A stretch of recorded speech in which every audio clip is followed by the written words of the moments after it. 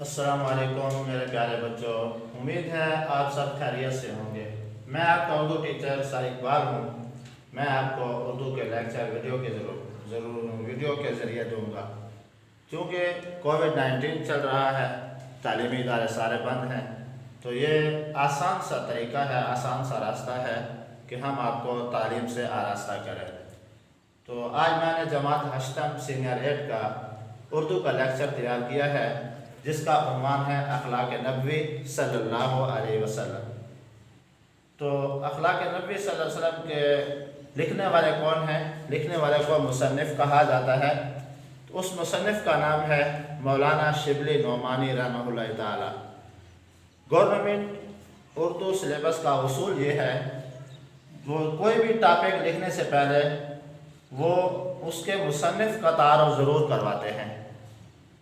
تو اردو بک کے مطابق ہم سب سے پہلے مصنف کا تعارف آپ کو بتائیں گے کہ مصنف کون تھے، کب پیدا ہوئے، کب ان کی وفات ہوئی، ان کا کیا کارنامہ تھا۔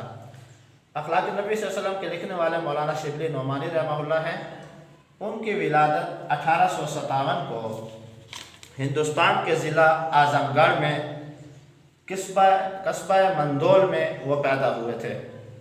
ابتدائی تعلیم اپنے والد صاحب سے حاصل کی تھی اور تعلیم حاصل کرنے کے لیے بہت سارے سفر کیے تھے، دور دراز علاقوں، ملکوں، شہروں میں گئے تھے علم کی شمع کو روشن کرنے کے لیے۔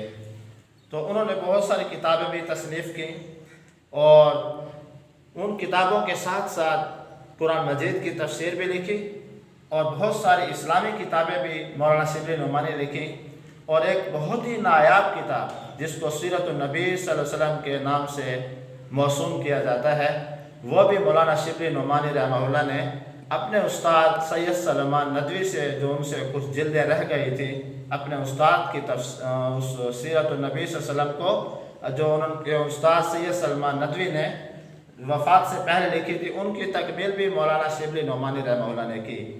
تو بہت ساری دینی کتابیں لکھی، آخر کار وفات ان کی 1914 میں ہوئی۔ بہت ہی اچھے لوگ تھے، اللہ تعالیٰ ان کی قبر کو منور فرمائے۔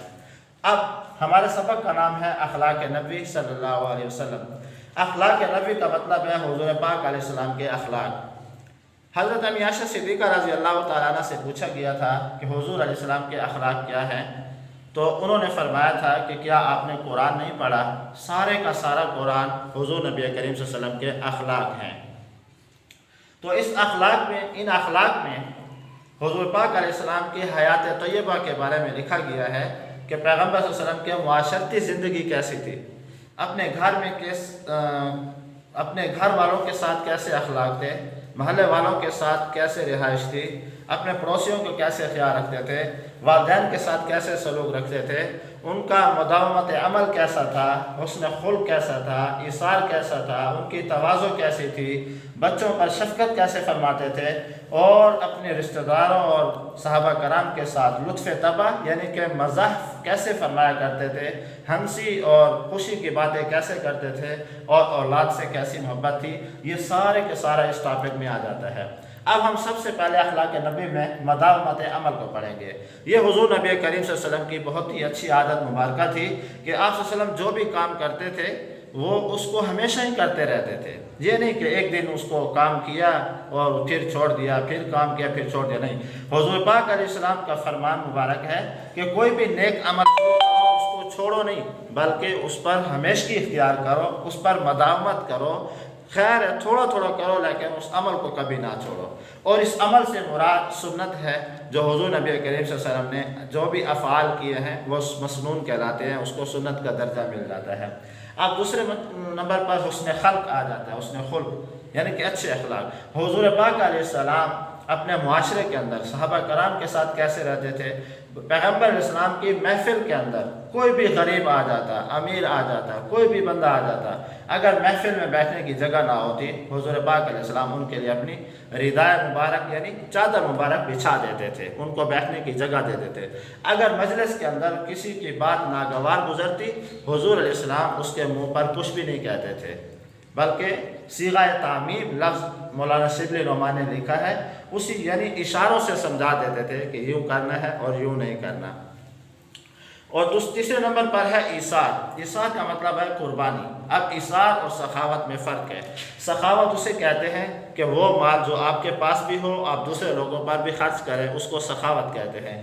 ایثار کہتے ہیں کہ صرف اپنے پاس مال موجود ہو اور اپنی ضرورت کے لیے ہو، جب آپ دوسروں پر خرچ کریں گے تو آپ کی ضرورت پوری نہیں ہوگی، اس کو کہتے ہیں ایثار۔ اس کی مثال یہ ہے کہ حضرت فاطمہ رضی اللہ تعالیٰ عنہ حضور پاک علیہ السلام کی سب سے چھوٹی صاحبزادی تھی۔ وہ اپنی ہاتھ سے چکی پیستی تھی، مشکیزے میں پانی لاتی تھی، گھر کے سارے کام کاج خود کرتی تھی۔ ایک مرتبہ حضور پاک علیہ السلام کے پاس آئی، خود تو نہ آ سکی، حضرت علی سے کہلوا بھیجا کہ مجھے خادمہ کی ضرورت ہے۔ حضور علیہ السلام نے فرمایا کہ میری لخت جگر سے کہہ دیں کہ ابھی اصحاب صفہ کے بہت سارے کام رہتے ہیں، میں ان کی تکمیل کر لوں پھر آپ کو خاتمہ دوں گا۔ یعنی کہ اپنی بیٹی کو چھوڑ کر دوسروں کی خدمت کی ہے، یہ حضور پاک علیہ السلام کا سب سے بڑا ایثار ہے۔ تواضع یہ تھا کہ گھر کے کام کاج خود کرتے تھے۔ عاجزی اور انکساری اتنی تھی کہ جھاڑو خود دیتے تھے، جانوروں سے دودھ خود دھو لیتے تھے، اپنے کپڑوں میں پیمند لگاتے تھے، اپنے جوتوں کو خود گانٹ دیتے تھے، اور بازار سے سودا صرف لینے کے لیے خود جاتے تھے۔ گھر والوں کے ساتھ آپ کام بھی کرواتے تھے، یہ سنت طریقہ بھی ہے۔ یہ حضور پاک علیہ السلام کی عاجزی تھی، تواضع تھا۔ اور بچوں پر شفقت اتنی زیادہ تھی، گلی میں جب جا رہے ہوتے تھے کوئی بھی بچہ مل جاتا اس کو اپنی گود میں لے لیتے تھے، اپنی گود میں لے لیتے تھے، بچوں سے پیار کرتے تھے، خصوصاً اپنے نواسوں سے حضرت حسن حضرت حسین رضی اللہ تعالیٰ عنہما سے بہت زیادہ شفقت کرتے تھے۔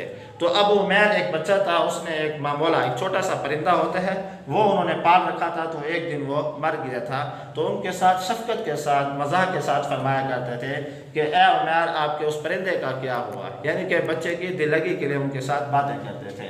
لطف طبع یعنی کہ ہنسی مزاح بھی فرمایا کرتے تھے۔ اب میری بات توجہ سے سننی ہے کہ مزاح اور مذاق میں فرق ہوتا ہے۔ ایک ہوتا ہے مزاح اور ایک ہوتا ہے مذاق۔ اب مزاح وہ ہوتا ہے جس کے اندر کسی انسان کی دل آزاری نہیں ہوتی، آدمی گپ بھی لگا دیتا ہے، اس کے ساتھ خوشی کی باتیں بھی کر دیتا ہے، لیکن اس سے اس مزاح کرنے سے دل آزاری نہیں ہوتی، دل نہیں دکھتا۔ مذاق ایسا ہے کہ اگر کسی کے ساتھ مذاق میں کوئی گپ شپ لگا دی جائے، کوئی بات کی جائے، چاہے خوشی کی ہو، کسی اور کوئی اور بات ہو، تو اس مذاق سے دوسرے کی دل آزاری ہوتی ہے۔ حضور پاک علیہ السلام مزاح فرمایا کرتے تھے، مذاق نہیں فرمایا کرتے تھے۔ تو ایک آدمی آیا کہ اللہ کے رسول مجھے اونٹنی دے دے، حضور پاک علیہ السلام نے مزاح میں فرمایا میں آپ کو اونٹنی کا بچہ دوں گا۔ وہ آدمی حیران ہوا کہ اللہ کے رسول مجھے اونٹنی ضرورت ہے، اب آپ اونٹنی کا بچہ دے رہے ہیں۔ تو حضور علیہ السلام نے فرمایا کہ اونٹ بھی جو اونٹنی کا بچہ ہی ہوتا ہے، تو یعنی کہ مزاح میں فرمایا۔ ایک اور مختصر سا واقعہ آپ کو بتاتا ہوں۔ ایک بوڑھی عورت آ گئی، کہنے لگی یا رسول اللہ میرے لیے دعا کریں کہ میں جنت میں چلی جاؤں۔ حضور علیہ السلام نے مزاح میں، ہنسی مزاح میں فرمایا بوڑھے لوگ جنت میں نہیں جائیں گے۔ وہ بڑی پریشان ہوئی، رونے لگی، جانے لگی، تو حضور علیہ السلام نے صحابہ سے فرمایا کہ میرے صحابہ اس کو بتا دو کہ مسلمان جب فوت ہو جاتا ہے، بڑھاپے میں فوت ہو جائے، تو وہ اللہ تعالیٰ اس کو جوانی کی حالت میں جنت میں پہنچا دیں گے۔ یعنی کہ بوڑھے لوگ جنت میں نہیں جائیں گے، جوان ہو کر جنت میں جائیں گے۔ ان کے ساتھ ہنسی مذاق فرمایا کرتے تھے۔ اولاد سے محبت تھی، حضرت حسن سے محبت تھی، حضرت حسین سے محبت تھی، اپنے صحابہ سے محبت تھی۔ حضرت جب سفر پر جاتے اپنے لخت جگر چھوٹی صاحبزادی حضرت فاطمہ الزہرا رضی اللہ تعالیٰ عنہ کو سب سے آخر میں مل کر جاتے تھے۔ جب سفر سے واپس آتے ان کے لیے کچھ نہ کچھ ضرور لاتے تھے، اور اپنی بیٹی کا استقبال بھی کرتے تھے، ان کی پیشانی کو بوسہ بھی دیتے تھے۔ جب سفر سے واپس آتے تو سب سے پہلے اپنی بیٹی حضرت فاطمہ رضی اللہ تعالیٰ عنہ کے گھر جاتے تھے، ان تحفے تحائف جو لے آتے تھے ان کے سپورٹ کر دیتے تھے۔ تو یہ ہمارے پیغمبر صلی اللہ علیہ وسلم کے اخلاق تھے، اور بھی بہت ساری تفصیل ہے، سبق کے اندر یہ ہیڈنگ تھی تو میں نے آپ کو تھوڑا تھوڑا بتا دیا ہے۔ امید ہے آپ کو یہ میرا لیکچر پسند بھی آیا ہوگا، آپ اس کو توجہ سے سنیں۔ کوئی بھی بات اگر سمجھ نہ آئے تو آپ کمنٹس میں ضرور بتائیے گا۔ والسلام۔